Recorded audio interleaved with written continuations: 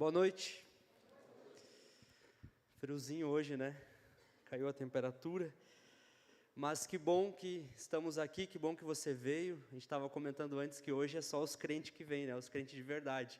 Com esse frio, sair de casa e vir é também uma demonstração de amor a Deus, né? Estar aqui e entender a importância de congregar.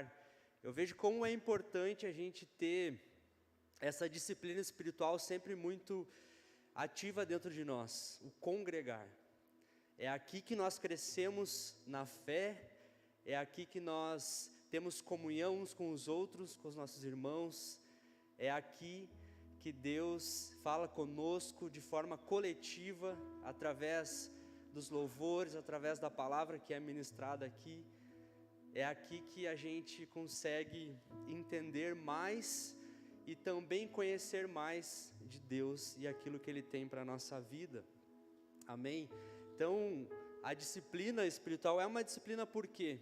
Porque algo que é disciplina a gente não faz quando tem vontade, a gente faz porque tem que fazer, né? A disciplina faz a gente manter o foco mesmo quando nós não queremos. E é uma disciplina espiritual porque muitas vezes a gente não quer vir, muitas vezes a gente quer ficar em casa, muitas vezes nós somos vencidos, mas quando nós entendemos que isso aqui é importante para nós, para o nosso crescimento espiritual, para a nossa vida espiritual, para a nossa vida com Deus, a gente entende que sim, precisamos estar aqui e tornar isso algo importante na nossa vida, o hábito de congregar, amém? Tenho certeza que muitos de vocês já foram muito abençoados aqui nessa igreja, muitos de vocês conheceram a Cristo aqui, muitos de vocês tiveram a vida transformada aqui, nesse lugar, conheceram a Jesus aqui, conheceram o amor de Deus que transformou a vida de vocês. Então a importância de estar aqui e de ouvir a palavra de Deus aqui. Então se é algo que você jamais pode deixar de fazer, é congregar, é estar com os irmãos e com a família da fé, amém? Todos nós temos família de sangue, né? E a gente quer estar com a nossa família, a gente quer aquele almoço de domingo com a família, né? Da mesma forma, a nossa família da fé, nós precisamos desejar estar aqui, isso tem que ser uma alegria para nós. E eu percebo isso quando eu olho para Davi falando, alegrei-me com os que me disseram, vamos à casa do Senhor. Eu vejo que a alegria que Davi tinha de estar aqui nesse lugar. E sabe o que eu percebo? Que muitas vezes essa alegria tem se perdido dentro de nós. Muitas vezes tem se tornado um fardo, um peso. Muitas vezes o domingo não é mais aquela expectativa, ou a quarta-feira, ou até mesmo sábado, no culto de jovens, aquela expectativa de estar na casa do Senhor, de congregar, de estar com os irmãos, de ouvir de Deus, de orar, Senhor, fala comigo nesse culto, Deus, eu quero te ouvir, Senhor, me dá uma palavra para a minha semana. Eu vejo que isso tem se perdido, de forma geral na igreja. E aí quando eu olho para Davi, para a vida de Davi, Davi tinha fome e sede da presença de Deus. Ele se alegrava porque ele sabia que naquele momento, era o momento de ele estar com o Senhor. Era um tempo especial, quando nós estamos aqui é um tempo especial, com o nosso Deus, com o nosso Pai. É o momento que nós separamos, que nós reservamos para estar aqui. Amém? E eu tenho certeza que todos aqueles que vêm com expectativa de ouvir a voz de Deus, de ser alimentados pelo Senhor, eles saem com suas expectativas supridas, porque o Senhor, Ele não despede ninguém vazio. Só que às vezes nós temos vindo para cá sem fome, sem sede, sem expectativas, como algo religioso feito de forma automática. Domingo é dia de culto, quarta é dia de culto. Mas quando o Senhor percebe fome e sede no nosso coração, a nossa fome e a nossa sede são saciadas pelo Senhor, amém? Se você perdeu essa fome, essa sede, esse desejo de estar aqui, eu quero te convidar nessa noite a você orar ao Senhor, para que isso seja restaurado na sua vida, para que essa alegria de estar na casa do Senhor seja restaurado na sua vida, para que a fome e a sede pela presença de Deus sejam vivos no seu coração, que você não se sacie, mas que você tenha ardente expectativa de ter um encontro com o Senhor, pessoal. Todos aqueles que têm um encontro verdadeiro com Deus, eles desejam ter isso mais vezes. Davi também fala: Senhor, mais vale um dia em teus atos do que 1000 em outro lugar. Por quê? Porque a presença de Deus, ela é suficiente. Aqueles que se encontram com o Senhor, aqueles que pisam neste lugar da presença de Deus, no Santo dos Santos, em outro lugar, não sabem viver. E às vezes a gente vive raso, quando o Senhor tem coisas mais profundas, lugares mais profundos para nós, lugares da sua presença, onde Ele quer se revelar a nós de forma pessoal, e nós estamos muitas vezes distraídos,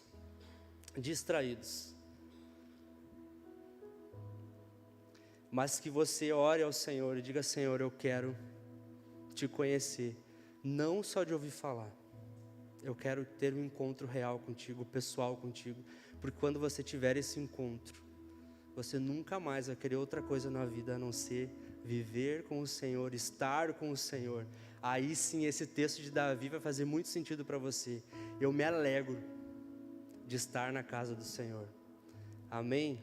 Que isso seja restaurado no nosso coração, o desejo, o prazer de estar com o Senhor, não só aqui na igreja, mas todos os dias na nossa casa, que a gente tenha um momento de devocional, que a gente tenha um momento de parar tudo e orar, que a gente tenha um momento de estar com o Senhor, a sós com Ele.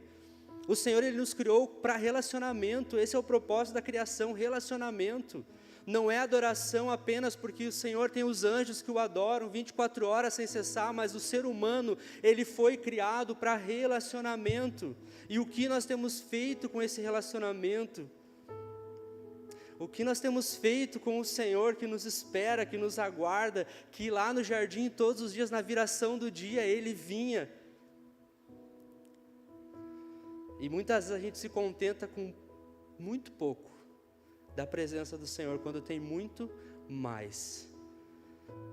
E isso é algo que nós buscamos lá no nosso quarto, lá no secreto com Deus. É lá que o Senhor fala conosco, é lá que a chama é acesa no nosso coração, é lá onde Deus nos mostra os seus caminhos, a sua vontade, aquilo que Ele tem para nós. Amém? Nós estamos falando aqui nos domingos sobre Neemias. Neemias, eu acho tão interessante, porque Deus não chama Neemias. Deus não chama Neemias: Neemias, eu quero te usar para a reconstrução dos muros de Jerusalém. Não. Neemias ouve uma simples notícia, Hanani vai visitar Neemias e conta para ele como está Jerusalém. E Neemias, ouvindo isso, ele chora, ele lamenta, ele ora, ele jejua, ele se coloca diante de Deus para ser usado pelo Senhor. Eu acho interessante porque Neemias, ele vê uma necessidade e ele se coloca para fazer a diferença. Neemias, ele ouve algo negativo lá da sua cidade, lá da cidade dos seus pais, e ele se coloca nesse lugar para ser usado pelo Senhor. Eu acho incrível a compaixão de Neemias, como nós ouvimos aqui, a compaixão de Neemias com a cidade dos seus pais, e ele se compadece de tudo isso e vai. Então hoje eu quero dar sequência a esse estudo que nós estamos fazendo do livro de Neemias, da vida de Neemias. E Neemias, ele é uma figura muito importante dentro da reconstrução, dessa etapa da reconstrução da cidade de Jerusalém. Neemias é o terceiro, já que vai para lá para reconstruir a cidade. Primeiro vai Zorobabel, depois Esdras, e cada um tem uma função específica dentro dessa reconstrução. E Neemias tem essa função de reconstruir os muros, a proteção da cidade. E é interessante que Neemias, do momento que ele chega até o último momento, ele encontra muita oposição. Mas mesmo com tantas oposições, Neemias não desiste, porque ele tem uma clareza do que ele está fazendo ali, da sua missão de vida, do seu propósito. Ele não desiste. Ele não desiste, em nenhum momento. Quero ler com vocês Neemias 6, do versículo 1 ao 9.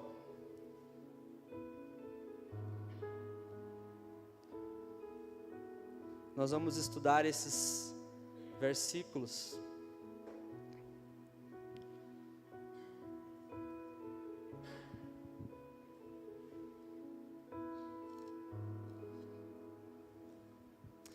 Quando Sambalá, Tobias e Gesem, o árabe, e o restante dos nossos inimigos souberam que eu havia reconstruído o muro e que não havia ficado nenhuma brecha, embora até então eu ainda não tivesse colocado as portas nos seus lugares, Sambalá e Gesem mandaram-me a seguinte mensagem. Preste atenção nessa mensagem. Venha, vamos nos encontrar em um dos povoados da planície de Ono, um lugar mais distante dali. Eles, contudo, estavam tramando fazer-me mal. Por isso enviei-lhes mensageiros com esta resposta: estou executando uma grande obra e não posso descer. Por que parar a obra para ir encontrar-me com vocês? Eles mandaram 4 vezes a mesma mensagem, e todas as vezes eu dei a mesma resposta que Neemias está falando. Então, na 5ª vez, Sambalá enviou-me um mensageiro com a mesma mensagem. Ele tinha na mão uma carta aberta, em que estava escrito: dizem entre as nações, e Gesem diz que é verdade, que você, Neemias, e os judeus estão tramando uma revolta e que por isso estão reconstruindo o muro. Além disso, conforme dizem, você está na iminência de se tornar o rei deles. E até nomeou profetas para fazerem em Jerusalém a seguinte proclamação a seu respeito: há um rei em Judá. Ora, essa informação será levada ao rei, por isso vamos conversar. Quer dizer, eles estão ameaçando Neemias aqui, estão caluniando Neemias aqui e ameaçando levar essa carta ao rei que liberou Neemias para ir lá reconstruir os muros. Eu lhe mandei esta resposta: nada disso do que você diz está acontecendo e é pura invenção sua. Estavam todos tentando intimidar-nos, pensando: eles serão enfraquecidos e não concluirão a obra. Eu, porém, orei pedindo: agora, pois, fortalece as minhas mãos. Neemias faz essa oração diante do Senhor, depois de todas essas tentativas. 5 vezes eles vêm para Neemias, e nesse último versículo Neemias ora ao Senhor: Senhor, fortalece as minhas mãos. Então aqui a gente vê que não é a primeira vez que eles vão até Neemias, não é a primeira vez que eles tentam parar a obra da reconstrução dos muros. Nós vimos nos capítulos anteriores todas as investidas deles, nós estudamos aqui no domingo sobre isso, e aqui mais uma vez, pode voltar nos versículos primeiros, no primeiro versículo, aqui mais uma vez, eles vêm contra Neemias de novo, aqui como se fosse numa última cartada, porque aqui diz assim: e o restante dos nossos inimigos.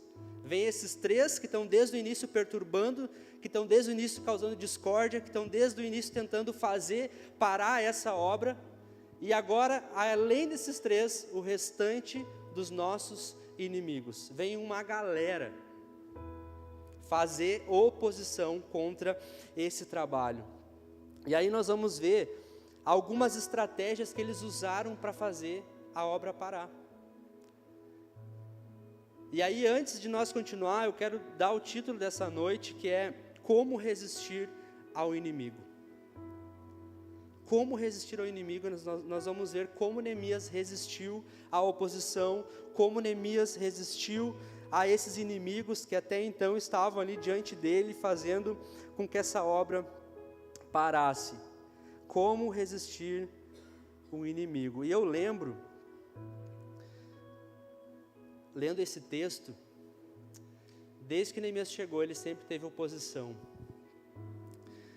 A obra de Deus, ela sempre vai ter opositores. Ela sempre vai ter oposição. Talvez você, quando se converteu, quando aceitou Jesus, decidiu batizar, decidiu membrar na igreja, decidiu ser um discípulo de Cristo, talvez você encontrou oposição na sua família. Quantos aqui encontraram oposição na família? Tipo assim, não acredito. O que tu quer? Indo lá, fizeram uma lavagem na tua cabeça, uma lavagem cerebral, agora tu está indo direto lá, o que está acontecendo? A verdade é que a gente sempre vai encontrar oposição por estar fazendo a obra de Deus. Aqui Neemias encontrou essa oposição por estar fazendo a obra de Deus. E eu lembrei quando nós começamos o trabalho da igreja lá em São Leopoldo, MBCV lá em São Leopoldo. Há muitos anos atrás, eu devia ter em torno de 8 anos mais ou menos. E eu lembro dos testemunhos depois do pastor dizendo, e os irmãos que se converteram dizendo, eles diziam, aqui não pode ter igreja. Olha só, a igreja chegou lá, eles foram oposição. Aqui não pode ter igreja. Inclusive, eles apedrejaram a igreja um dia. Essas mesmas pessoas, algum tempo depois, elas se converteram, elas ouviram a mensagem do Evangelho, elas ouviram a respeito de Cristo, elas se converteram e se tornaram membros da igreja. E elas contam dessa oposição que tiveram contra a igreja, dizendo que não podia ter igreja. Aonde a igreja for se estabelecer, ela sempre vai encontrar oposição, sempre vai ter pessoas que serão despertadas para ir contra, para se opor. Então é normal você encontrar na sua família oposição, você encontrar, quando você desejar fazer a obra do Senhor, não espere tranquilidade, não espere ser elogiado, não espere reconhecimento, você vai enfrentar oposição, assim como você já enfrentou. Então Neemias, desde que chegou em Jerusalém para reconstruir os muros, ele enfrenta essa oposição, e aí ele resiste a esses inimigos. Então quero falar com vocês algumas estratégias que eles usaram para paralisar a obra de Deus. A primeira estratégia está lá no verso 2, que é a distração. A distração. Olha o que eles disseram: venha, vamos nos encontrar em um dos povoados da planície de Ono. Ele, contudo, estava tramando fazer-me o mal. Aqui os muros já haviam sido levantados, mas faltava ainda as portas, e faltava o acabamento, faltava o arremate da obra. E agora todos esses inimigos estavam ali, juntos, investindo contra como uma cartada final. Só que agora, gente, a proposta não é para atacar o povo. Até então Neemias tinha que ter guardas armados, trabalhando, orando, e tinha uma vigilância, porque eles queriam matar. Agora eles não vêm com essa proposta de atacar, eles não querem brigar, agora eles querem conversar. Agora eles querem uma conversa com Neemias. Venha, vamos nos encontrar, vamos conversar. Aqui a estratégia deles é um convite para sentar à mesa com Neemias. Eles vêm com uma proposta de paz, é só uma conversa, nós vamos conversar, nós não queremos brigar. E a gente vê aqui como o inimigo, ele é sábio nas suas táticas. Como o inimigo, quando ele não vence com uma estratégia, ele usa outra e outra até ele vencer. Ele não desiste, ele continua, ele não para.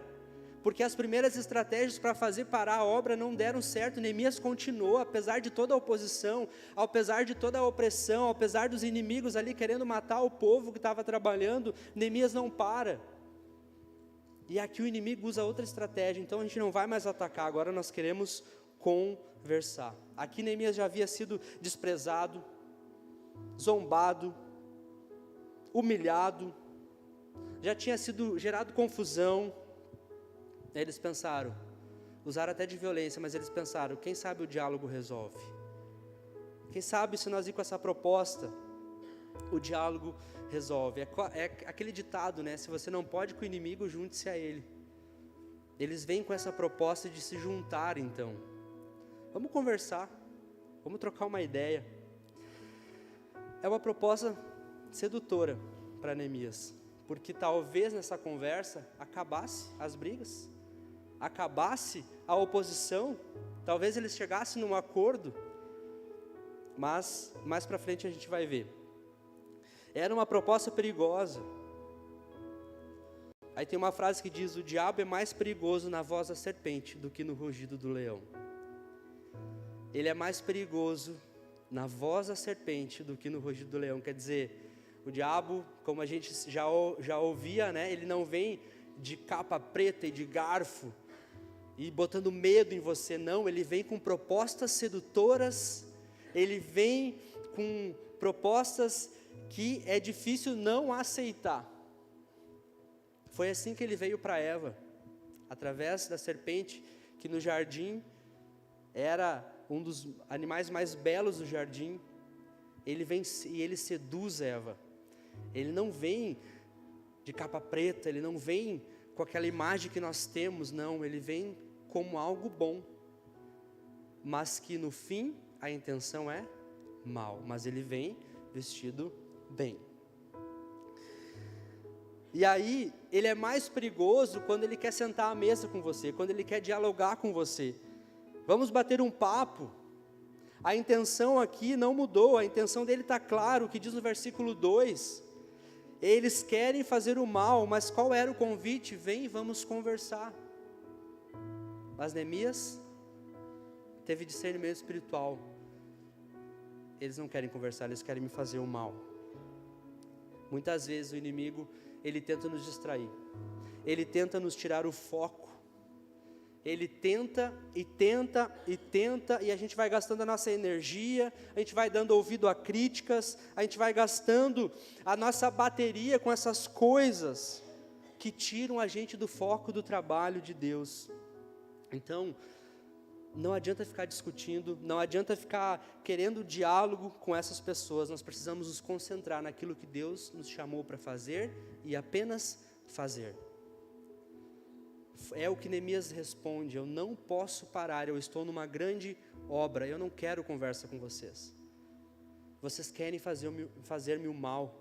Essa história de conversinha é papo furado, eu sei o que vocês querem.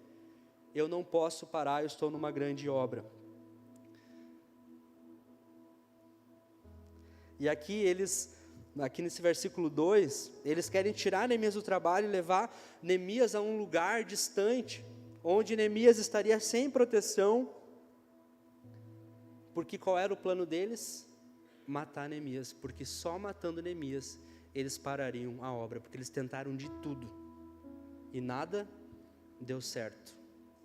Muitas vezes a estratégia do inimigo, ele tenta, até mesmo tirar a vida, para nos fazer parar, mas nós não podemos desistir, porque maior é o que está em nós do que o que está no mundo. Amém? Então aqui a gente precisa prestar atenção, porque muitas vezes o inimigo, ele quer tirar nós não apenas do trabalho, mas de um lugar de segurança e de proteção. Muitas vezes ele não quer só apenas nos fazer parar a obra, mas quer nos tirar desse lugar de proteção e de segurança. Muitas vezes o inimigo, ele vem com essa estratégia, não para, parei, não apenas parar, mas tirar você desse lugar, tirar você do lugar de segurança. Qual era a intenção deles? Fazer o mal. Então o inimigo pode até vir com uma conversa de fazer o bem, mas o final é sempre o mal. Amém? No versículo 4, a outra estratégia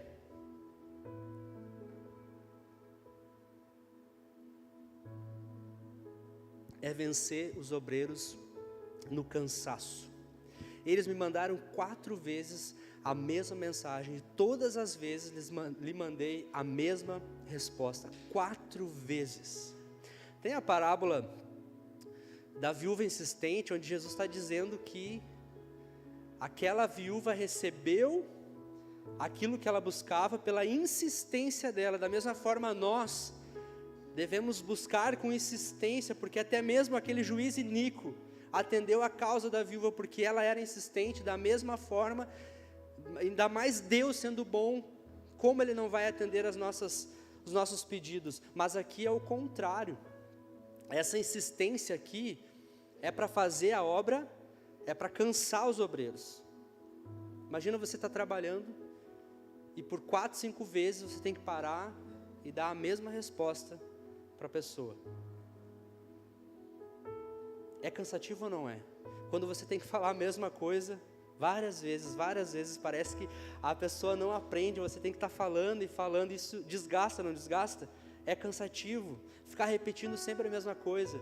E essa aqui foi uma outra estratégia deles para vencer, para fazer Neemias parar. É vencer os obreiros no cansaço. Vocês lembram da história de Sansão e Dalila? Como que Dalila venceu Sansão? Ela insistiu. Onde é que está a tua força, Sansão? Ah, está aqui. Não era. Onde é que está a tua força, Sansão? Ah, está ali. Não era. E ela foi insistente. Ela cansou Sansão, até que Sansão entregou. Então, às vezes, e aqui nesse caso, a estratégia do inimigo para fazer parar era o cansaço. E tem aquele ditado que a água mole em pedra dura, tanto bate até que fura. Vocês já ouviram? É bem assim. A insistência. Às vezes a gente cansa e é vencido pela insistência. Quer dizer, vem Neemias, e Neemias, vou nada. Sabe aquele meme, vou nada? Neemias respondeu 4 vezes, vou nada, não vou. Vem Neemias, vamos conversar, vou nada. Quando o inimigo vir para você, vem, vamos conversar, o que você vai dizer? Vou nada, não vou. Estratégia do inimigo, e ele insiste. Ele não para na primeira, ele não para na segunda, ele não para na terceira, ele não para na quarta. E Neemias dá para ele sempre a mesma resposta: eu não posso parar, estou fazendo uma grande obra. O inimigo é perseverante, mas você precisa ser mais. O inimigo não pode vencer você. Tiago 4,7, olha o que diz ali. Meu Deus, o tempo voa, Senhor. Portanto, submetam-se a Deus, resistam ao diabo e ele fugirá de vocês. A gente sempre ouve, né? Resistir ao diabo e ele fugirá de vós. Na verdade, tem algo antes de resistir ao diabo, é se submeter a Deus. Aqui Neemias estava totalmente submisso a Deus, a missão que lhe tinha sido confiado. Neemias sabia o que estava fazendo. E ele resiste com autoridade, porque ele sabe o que está fazendo, qual o propósito daquilo e aonde aquilo vai parar. Neemias resiste. E aí no versículo, outra estratégia no versículo 5 a 7, é essa carta aberta. O que é uma carta aberta? Uma carta que todos podem ler. Ele chega com essa carta aberta para Neemias. É uma carta que o endereço é a quem quiser. E aqui outra estratégia, falar mal dos obreiros. Falar mal dos obreiros. O que tinha nessa carta? Vamos ler ali. Ele tinha na mão uma carta aberta, versículo 6. Estava escrito: dizem entre as nações, estão falando por aí. Estão dizendo por aí, estão falando, mas quem está falando? Porque às vezes é uma pessoa só que fala e dizem, estão falando, mas quem está falando? É uma pessoa, é 2, é 3, é 4, é 5, é 10, quem está falando? Dizem por aí, quem diz? Você procurar saber, porque a gente tem que ter cuidado com isso, porque às vezes é uma pessoa que está falando e a gente diz, estão dizendo, quem está dizendo? É aquela coisa de matar a cobra e mostrar o pau. Quem é que está falando? Quem é que está dizendo? Vamos esclarecer isso, porque o inimigo ele usa dessas estratégias, estão falando, mas na verdade é uma pessoa que falou. Aqui essas acusações contra Neemias são muito sérias, e é tudo mentira, é tudo invenção, é tudo intimidação. Aqui eles estão tentando formar uma opinião equivocada a respeito dos fatos, estão tentando fazer o povo pensar de uma forma que não é verdade, estão distorcendo os fatos para alcançar o propósito a qual eles querem, que é fazer parar a obra, é fazer mal contra Neemias. Então estão dizendo por aí que você e os judeus estão tramando uma revolta e que por isso estão reconstruindo o muro. Além disso, conforme dizem, você está na iminência de se tornar o rei deles. 7. E até nomeou profetas para profetizarem em Jerusalém a seguinte proclamação a seu respeito: há um rei em Judá. Ora, essa informação será levada ao rei, por isso vamos conversar. Quer dizer, se você não vier conversar com a gente, nós vamos enviar essa carta lá para o rei Artaxerxes, que te liberou para vir aqui, e dizer, ó, Neemias está causando uma rebelião, está unindo o povo, porque ele quer se tornar rei em Judá, porque isso já tinha acontecido no passado. E quando o rei, no passado, ouve essas informações, ele manda a obra parar. Então eles estão intimidando Neemias, quer dizer, nós vamos fazer essa obra parar, se tu não vir conversar com a gente, nós vamos enviar essa carta lá para o rei, que te mandou aqui. Então, a gente tem que ter muito cuidado com as palavras, com o que a gente fala, porque uma palavra que é falada, ela é como uma seta, não volta mais. Já ouviu aquela frase, né, que as palavras elas ferem mais do que um tapa, e depois que fala, não tem mais o que fazer, né? Então a gente precisa ter muito cuidado com o que estamos falando, com as nossas palavras. E quando uma pessoa fala e a intenção já é mal desde o início, então é pior ainda, já fala com maldade no coração.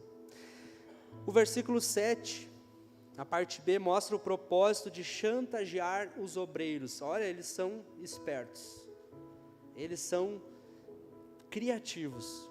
Estão comigo, gente? Estão aí? Estou olhando umas carinhas assim com um soninho, é que dá um sono mesmo, né? Tá quentinho aqui dentro. Mas estou terminando já, tá? Tem uns que estão assim, ó, mas tem outros que estão em Nárnia. Estou vendo daqui os narnianos aqui. Olha, daqui a gente tem uma visão, a gente enxerga tudo daqui, ó. Sabe quem está dormindo, sabe quem está prestando atenção, sabe quem está em Nárnia, sabe quem está mexendo no celular. Oh, Deus. Mas tudo certo. Palavra, quem tiver que ser ministrado com essa mensagem hoje vai sair daqui edificado, amém? Então o versículo 7b mostra o propósito de chantagear os obreiros, porque antes de Neemias, como eu falei antes, veio Zorobabel e Esdras, e depois veio Neemias. Neemias é o terceiro que Deus usa então para vir reconstruir a cidade de Jerusalém. Então isso aqui, todo esse trabalho de reconstrução é um problema, sempre foi um problema. E nessa época, então, aqui que eles estão querendo mandar essa carta lá para o rei, então intimidando, chantageando os obreiros, se vocês não virem conversar, a gente vai mandar essa carta para lá. Imagina, naquela época não era fácil de resolver as coisas como é hoje, né? Não é fácil tu mandar um áudio no WhatsApp e dizer, olha, me desculpa, não era isso que eu estava querendo dizer, talvez tu me interpretou errado, talvez eu fui muito grosso, talvez não era dessa forma, né? Não era fácil de resolver as coisas, de esclarecer como são hoje. Então uma carta que chegasse ao rei com essas informações, o rei na hora ia mandar parar, porque até tu explicar o negócio, não tem essa oportunidade. Então aqui mais uma vez, eles estão usando a mesma arma. Olha, o rei vai ficar sabendo, estão dizendo por aí, que você está com más intenções. Isso se chama chantagem. Chantagear. Temos que ter cuidado com as chantagens que estamos fazendo por aí, as ameaças que estamos fazendo por aí. Qual era o propósito? no versículo 9, causar medo e intimidar. Eles serão enfraquecidos e não concluirão a obra. Sabe, eles pensaram em tudo. Se nós fizer isso, eles vão agir dessa forma. Se nós fizer isso, eles vão agir dessa forma. Então, era causar medo em todo mundo, não só nos líderes, mas em todos os liderados. Querem atingir o povo com medo. E estavam todos tentando intimidar-nos, não apenas intimidar Neemias, mas intimidar todos aqueles que estavam comprometidos com a obra. E o medo é algo complicado, porque o medo ele nos paralisa. O medo, de forma espiritual, ele não é apenas um sentimento, mas ele é um espírito que nos faz parar, que não faz a gente não continuar.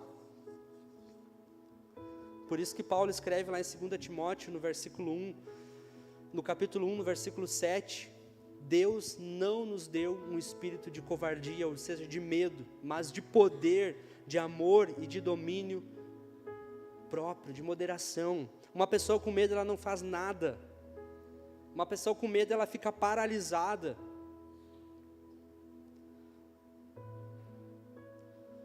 Então, a gente precisa entender que o amor, ele lança fora todo medo. E que o medo, ele não pode nos paralisar. O medo não pode ser uma estratégia do inimigo para parar você. Porque o medo, ele se opõe à fé. Onde há fé, não há medo. E onde há medo, não há fé. Então, se o medo está tomando conta da sua vida, você precisa rever isso. Porque o medo não pode ser algo para paralisar você. Amém? E aqui eles estavam tentando paralisar o povo com o medo, causando esse medo nos obreiros para eles pararem a obra. Então essas foram as armas que eles usaram para fazer o povo parar, com o propósito de fazer o povo paralisar a obra. E o que Neemias fez com tudo isso? Neemias, olha, aquele tempo que ele orou, que ele jejuou, fez toda a diferença, com certeza. Porque Neemias vem pronto, ele vem preparado para essa obra. A importância de a gente orar e se preparar, e jejuar e buscar de Deus antes de fazer qualquer coisa para Deus. Porque, olha, se Neemias não tivesse orado e jejuado e buscado do Senhor, eu não sei se ele aguentaria tanta oposição, tantos adversários, tanta coisa ruim acontecendo nesse tempo que ele esteve em Jerusalém, tentando reconstruir os muros, do início ao fim. Mas a gente vê lá, nos capítulos primeiros de Neemias, que Neemias tem um tempo de oração, um tempo de jejum, um tempo de preparo. Olha, para nós vencer as coisas dessa vida, a gente precisa orar e buscar de Deus sabedoria. A gente ouviu aqui sobre a sabedoria de Neemias. Neemias foi extremamente sábio em todas as suas ações, em tudo que ele fez. Neemias realmente foi usado por Deus, Deus estava com ele, e muito pela busca dele, muito por aquilo que ele fez antes de chegar até esse lugar. Então Neemias, ele também tem armas para vencer os inimigos. E eu quero tentar falar rapidamente sobre essas armas, que é o mais importante para nós nessa noite.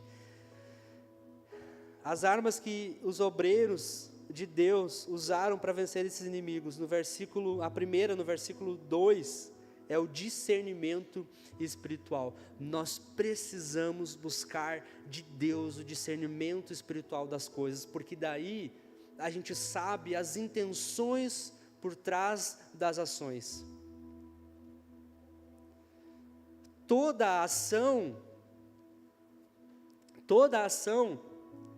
ela esconde uma intenção.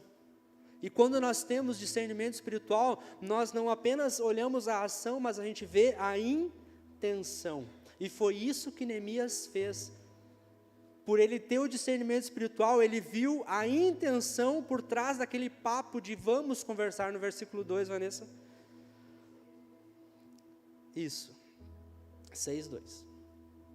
Venha, vamos nos encontrar. Olha o que Neemias diz, eles contudo estavam tramando fazer-me o mal. Eles não chegaram dizendo, olha, a gente quer fazer o mal para ti, vamos lá conversar. A gente quer te levar para um lugar distante para te matar. Eles não falam isso. Vem, vamos conversar. E Neemias, por ter um discernimento espiritual, diz, eles querem me fazer o mal. Ele vê a intenção por trás da ação. E isso que nós precisamos ter. Saber da intenção por trás das ações. Isso é discernimento espiritual, porque quando nós temos discernimento espiritual, nós não caímos nas ciladas do inimigo, porque nós entendemos a intenção do inimigo por trás daquela ação. Se Eva, por exemplo, tivesse discernimento espiritual, ela não cairia na conversa da serpente. Por mais sedutora que fosse, por mais maravilhosa que fosse aquela proposta, ela ia entender, não, isso vai me fazer cair, vai me fazer pecar, e vai contra aquilo que Deus ordenou que nós não fizéssemos. O discernimento espiritual, ele nos livra da morte, ele nos livra do pecado, ele nos livra de cair nas ciladas do inimigo. Ore pedindo a Deus discernimento espiritual a respeito das coisas, é um dom de Deus que você precisa buscar, discernimento espiritual, as intenções por trás das ações. Mas espera aí, o que você quer com essa conversa? Neemias, na mesma hora ele soube, eles querem me fazer um mal. A segunda arma dos obreiros para vencer o inimigo, a compreensão da importância da obra que nós estamos fazendo no versículo 3. A compreensão, nós estamos fazendo uma grande obra. Qual obra você está fazendo? Que obra você está engajado? Porque no momento que você entende que você está engajado numa grande obra, você diz o seguinte, não tenho tempo a perder. Não posso parar a obra, eu estou numa grande obra, não tenho tempo para perder. Estou executando uma grande obra e não posso descer. Por que eu vou parar a obra para conversar com vocês? Não tenho tempo para dialogar com o inimigo, não tenho tempo para gastar com os críticos, não tenho tempo para me distrair com outras coisas. Eu estou focado. No que você está focado hoje? Qual obra você está comprometido? No que você está engajado? Já imaginou se cada um de nós tivesse essa consciência de que nós somos um obreiro, que nós somos um ministro da reconciliação, que nós recebemos dons de Deus, que nós temos um ministério, que nós temos uma missão, e que Ele pode e deve usar esses dons para a edificação do corpo de Cristo? Já imaginou se cada um de nós tivéssemos a consciência de que obra nós estamos fazendo, do que nós estamos engajados, e daquilo que Deus colocou nas nossas mãos para fazer? Seja o nosso dom, a nossa vocação, o nosso ministério. Nós não vamos perder tempo com as distrações, nós vamos perder tempo com as conversas fiadas, nós não vamos perder tempo com as fofocas, porque nós estamos numa grande obra e não podemos parar. Amém? O inimigo, ele chega para nos distrair, para nos desviar, mas nós estamos focados, fazendo uma grande obra. Se você não estiver consciente dessa grande obra, do seu propósito aqui na terra, do que você está fazendo aqui, você vai ser seduzido com as coisas desse mundo, com a riqueza deste mundo, com o sucesso deste mundo, com a fama deste mundo, com as vantagens imediatas desse mundo. Tudo isso vai seduzir e conquistar seu coração. E não tem problema nenhum. Mas tudo é um equilíbrio. É quando as 3 áreas da nossa vida estão equilibradas é que nós crescemos. Está tudo certo. É bênção de Deus.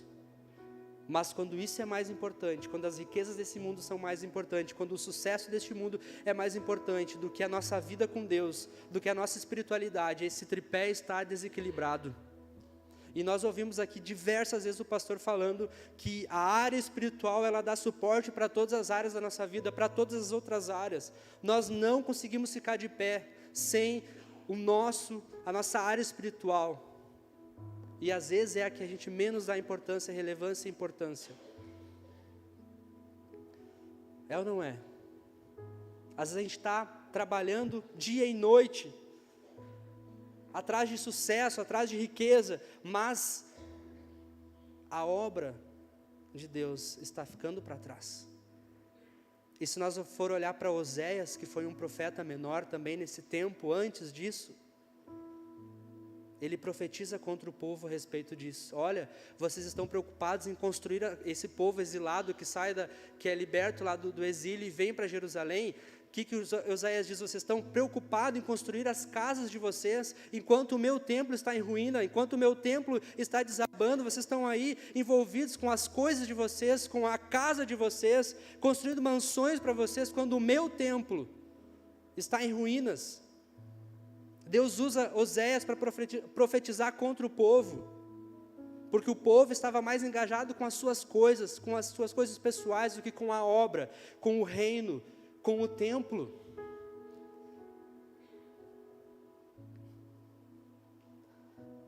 Então, nós precisamos estar conscientes dessa grande obra que nós estamos fazendo, para que essas coisas não conquistem o nosso coração, as coisas desse mundo. O que é mundo? A gente sempre fala, né? Fulano está no mundo, é um mundano. Você já ouviu isso? Todos nós estamos no mundo, mas o que o mundo representa? O mundo é um sistema de valores contrários aos princípios de Deus, é uma cosmovisão contrária ao reino de Deus, é uma forma de ver a vida diferente da forma que Deus vê. Esse é o mundo. É contrário ao reino de Deus, é contrário aos valores, aos princípios de Deus, é uma forma de ver a vida diferente. Então não fique no mundo, amém? Nós estamos nesse mundo, mas não somos desse mundo, e não estamos de acordo com os princípios e a cosmovisão deste mundo, mas de acordo com os princípios do reino de Deus. Então Neemias, ele não teve outra noção a não ser reconstruir Jerusalém, e por isso ele colocou a mão na massa e não parou até finalizar o seu trabalho. Ele sabia, aqui estava, e que nada poderia abalar a sua confiança. Estou fazendo uma grande obra. A terceira arma que ele usa para enfrentar o inimigo é a prudência espiritual, aqui mesmo no versículo 3. Em outras palavras, a obra é mais importante. Essa prudência espiritual nos faz entender que a obra não pode parar. A obra não pode parar. O mundo está em movimento. Quando nós paramos, a gente começa a andar para trás. Quem está parado já está andando para trás, porque o mundo não para. As coisas não param. Quem para somos nós, e quando nós paramos, nós já começamos a andar para trás. E Neemias aqui, ele tem essa consciência, essa prudência: eu não posso parar, porque eu vou ficar para trás, eu preciso terminar essa obra, eu não posso descer, eu não vou descer, eu não posso comprometer a continuidade da obra. Vocês entendem? Nós não podemos parar, até que o Senhor venha, nós não podemos parar. Nós estamos numa grande obra, nós estamos reconstruindo o templo, até o dia do Senhor, nós não podemos parar. Porque parar é ficar para trás, parar é comprometer o avanço da obra de Deus. Entenda o seu papel nessa obra, quem é você dentro dessa reconstrução. A quarta arma que eles usam para enfrentar o inimigo, no versículo 4, é a consistência. Porque o inimigo, ele tenta uma, tenta duas, tenta três, tenta 4 vezes, muda de tática, muda de estratégia para te pegar. E eles chamam Neemias 4 vezes, e Neemias 4 vezes dá a mesma resposta. Isso me lembra Jesus lá no deserto sendo tentado, quando o diabo diz: faz isso, ele diz: está escrito, está escrito, está escrito, está escrito. Por 4 vezes ou mais o inimigo, o diabo ali tenta Jesus, e Jesus, todas essas vezes ele diz: está escrito. Consistência, consistência. Foi isso que Eva fez no jardim. Não. Eva caiu. Foi isso que Sansão fez com Dalila? Não. Sansão caiu por dar ouvidos ao inimigo. Não foram consistentes. O inimigo vem uma. E nós estamos vendo isso aqui, é bíblico. Vem 2, vem 3, vem 4. Mas a nossa resposta é a mesma. Não podemos parar, estamos numa grande obra. A quinta arma, a integridade pessoal, versículos 6 a 8. Olha o que eles dizem nessa carta aberta, olha quanta calúnia contra Neemias, mas Neemias tinha essa consciência limpa. Neemias não tinha, vou usar uma palavra aqui, não tinha rabo preso. Neemias tinha consciência de quem ele era, do que ele estava fazendo, ele não tinha que temer, ele não tinha que ter medo de nada, porque ele tinha essa consciência limpa, e por isso ele pôde dar essa resposta. Olha, vocês estão uns mentirosos, isso tudo é mentira. Neemias aqui está lidando com firmeza, com transparência, porque ele tem convicção de que tudo aquilo é mentira. Neemias não estava com medo dessa carta chegar ao rei, porque Neemias sabia que se essa carta chegasse ao rei, ele não precisava temer, porque o rei conhecia Neemias profundamente. Tanto é que o rei olha para Neemias e percebe que Neemias está triste. O rei poderia matar Neemias ali, porque estar diante do rei era sinônimo de alegria, tinha que estar alegre. Estar triste é como se dissesse que estar na presença do rei não era algo bom. E Neemias naquele momento está triste, o rei percebe: o que tu tem? Essa tristeza é uma tristeza do coração. Então o rei conhecia Neemias, e Neemias não tinha nada a esconder. Nada a esconder, não tinha nada a temer. Isso se chama integridade pessoal. Quando você não tem rabo preso com nada, você não tem nada a esconder, você não tem medo do que estão falando por aí, das calúnias que estão inventando por aí, porque a sua consciência está limpa. Integridade pessoal, uma arma que Neemias usou contra os seus inimigos. Ele estava limpo, de mãos abertas e mãos limpas.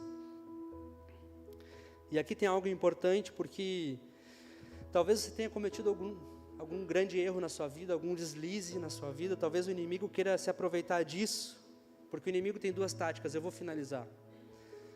Primeiro é fazer você pecar, é seduzir você para você pecar, e depois que você peca, ele diz que você não consegue mais sair disso, que você é dele.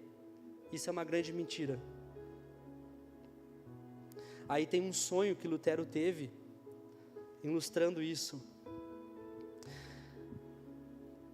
Quando o diabo aparece para ele com uma lista enorme de pecados. Olha o sonho de Lutero. O diabo aparece para ele com uma lista enorme de pecados. E no sonho Lutero respondeu: é verdade, eu fiz tudo isso. Só que tem uma coisa que não está nessa lista. É que o sangue de Jesus me purifica de todo o pecado. Talvez você tenha cometido um grande erro na sua vida, você tenha deslizado em alguma área da sua vida, mas tenha essa clareza no seu coração que o sangue de Jesus vertido lá na cruz, ele te purifica de todo o pecado. Você não precisa mais viver preso a nenhum pecado que você cometeu no passado, porque após Cristo, as coisas velhas passaram, tudo se faz novo. O seu pecado, ele é lançado no mar do esquecimento, Deus não se lembra mais disso. Essa consciência você precisa ter quando o inimigo vir acusar você. Ah, mas tu fez isso. Olha, tu fez aquilo. Olha, tu não é capaz, tu não é digno de estar aqui. É verdade, eu fiz isso, eu fiz aquilo, mas o sangue de Jesus me purifica de tudo isso. Ainda que tenhamos cometido algum deslize, algum erro, algum pecado, a gente precisa entender isso, porque se nós confessarmos os nossos pecados a Deus, Ele é fiel e justo para nos perdoar e nos purificar de toda a injustiça. Nós temos um advogado, Jesus é o nosso advogado diante do Senhor, diante de Deus, está à direita do Pai, e nos faz a nossa defesa. E além de Jesus nós temos o Espírito Santo, que é aquele que intercede por nós, com gemidos inexprimíveis, inexplicáveis, a palavra diz. Nós estamos debaixo do sangue do Cordeiro, e quando o inimigo vier nos chantagear, nos fazer parar, nós podemos afirmar isso. Amém? Se coloque de pé, nós vamos orar. Não quero me prolongar mais. Alguém escreveu: quando o diabo vier acusar você, dizendo, eu conheço o seu passado, você pode responder, e eu conheço o seu futuro. Quando o diabo vir acusar você, eu conheço o seu passado, você pode responder, eu conheço o seu futuro. O seu pecado não pode parar você, porque isso não é mais um problema. Eu estou justificado. Nós estamos justificados pelo sacrifício de Cristo, nos torna justos, mas o diabo está condenado. E a última arma que Neemias nos mostra para vencermos os inimigos é a oração por fortalecimento. No versículo 9, na parte B, Neemias entende que não pode permanecer nessa luta sem o socorro de Deus, sem a ajuda de Deus. Eu, porém, orei pedindo o quê?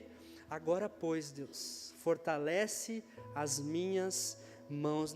Neemias, desde o princípio, ele reconhece que a grande obra que ele está fazendo não é apenas por suas próprias mãos, mas é porque o Senhor está com ele, é a ajuda de Deus sobre eles. E aqui mais uma vez Neemias reconhece isso, dizendo, Senhor, sem você eu não consigo. Sem Deus nós não conseguimos nada. Sem Deus a nossa vida é vazia. Sem Deus nós vivemos uma frustração. Mas talvez essa oração que nós precisamos fazer essa noite, Senhor, fortalece a minha vida. Senhor, fortalece as minhas mãos. Senhor, fortalece a minha fé. Senhor, eu estou pensando em parar, eu estou pensando em desistir, mas o fato é de que você não pode parar. Você está numa grande obra. Use essas estratégias que Neemias usou para vencer os seus inimigos, use para vencer os seus inimigos. Ore pedindo a Deus,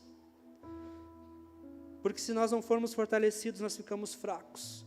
Nós precisamos ser fortalecidos pelo Senhor. Eu sei que essas lutas que Neemias enfrentou, toda essa oposição há tantos anos atrás, 500 e tantos anos antes de Cristo, só muda de endereço. São lutas que nós enfrentamos também hoje, mas o nosso socorro vem de Deus, a nossa vitória vem de Deus. Nós pertencemos a Deus e nós estamos fazendo a obra de Deus, e quem nos guarda é Deus. Amém? Coloca a mão no seu coração, vamos orar. Pai, nós te agradecemos por essa palavra, Deus. Nós te agradecemos, ó Deus, porque o Senhor é bom em todo tempo, o Senhor é bondoso, o Senhor é misericordioso, o Senhor é gracioso, o Senhor é um Deus de recomeços, de novas oportunidades, o Senhor é um Deus que perdoa os nossos pecados e olha para nós como sendo justificados através do sacrifício de Cristo. Senhor, que essa palavra ela possa entrar, descer no nosso coração e gerar frutos, ó Pai, que não venhamos a parar essa grande obra que estamos fazendo, essa grande obra a qual o Senhor nos comissionou, ó Pai, que venhamos a estar firmes, em nome de Jesus, Pai. Eu quero abençoar cada um que veio esta noite, cada um que está orando diante de Ti nesse momento, ó Pai. Fortalece a vida de cada um dos meus irmãos, fortalece a minha vida, Senhor, fortalece a nossa fé enquanto igreja, fortalece a nossa igreja, fortalece-nos as nossas mãos, para que possamos continuar nessa grande obra, sem parar, sem olhar para o lado, sem, Senhor, dar ouvidos a conversas, a fofocas, ó Deus, mas estarmos firmes e convictos da obra que o Senhor nos confiou, Pai. Assim nós oramos e confiamos em Ti, na Tua boa mão que está conosco. Nós estamos fazendo a Tua obra, Senhor, e sabemos que o Senhor está conosco em todo o tempo, e é com o Senhor que nos guarda. Dá-nos uma semana abençoada, Deus, debaixo do Teu cuidado, debaixo da Tua graça. Dá-nos, ó Deus, uma semana de vitórias, uma semana de portas abertas, uma semana de respostas, ó Pai. Uma semana onde o Senhor venha derramar da Sua graça, do Seu amor, da Sua bondade, da Sua misericórdia sobre a vida de cada um de nós, ó Deus. Que as portas que estão fechadas e precisam ser abertas, que essa semana se abram. Assim nós oramos e Te agradecemos em nome de Jesus. Amém.